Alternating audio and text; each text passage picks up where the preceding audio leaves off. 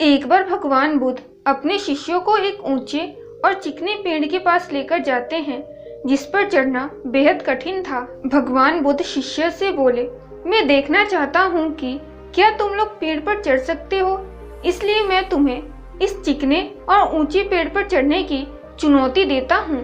भगवान बुद्ध की बातें सुनकर सभी शिष्य उत्साहित हो गए।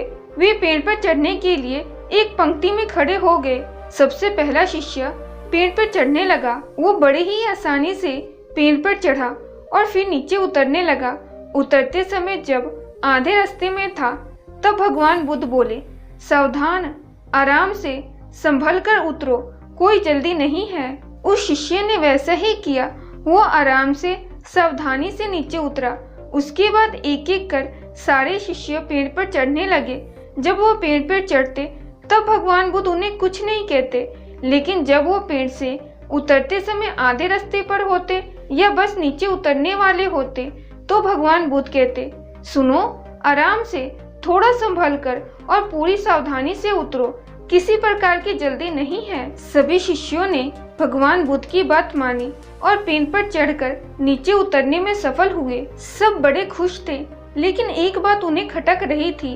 वो यह थी कि भगवान बुद्ध ने पेड़ से उतरते समय ही सावधान रहने को क्यों कहा, पेड़ पर चढ़ते समय क्यों नहीं। आखिर में उन्होंने भगवान बुद्ध से पूछ ही लिया, भगवान, इस पेड़ की सबसे ऊपरी शाखा पर चढ़ना बहुत कठिन था, लेकिन आपने उस पर चढ़ते समय हमें संभल कर रहने को नहीं कहा, लेकिन पेड़ से उतरते समय जब जमीन तक की दूरी बहुत कम रह गई थी तब आपने हमें संभल कर और सावधान रहने को कहा, ऐसा क्यों।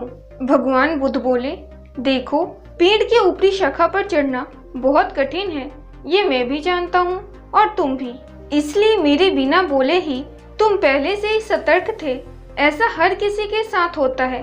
कार्य के प्रारंभ में सब सतर्कता से ही आगे बढ़ते हैं, किंतु सतर्कता और सावधानी की चूक तब होती है जब हम मंजिल के समीप होते हैं। तब हमें लगता है कि हमारा काम पूरा होने को है, मंजिल अब दूर नहीं है, और वहाँ हमारा ध्यान भटक जाता है और हम गलती कर जाते हैं। इसलिए हमेशा याद रखो कि मंजिल के नजदीक पहुँचने और यथार्थ मंजिल पर पहुँचने में बहुत फर्क है। शिष्यों को भगवान बुद्ध की इस बात से जीवन की एक बहुत बड़ी सीख प्राप्त हुई। दोस्तों, हमारे जीवन में भी कई बार होता है कि किसी काम को पूरा करने के कगार पर होकर भी हम उसे पूरा नहीं कर पाते हैं।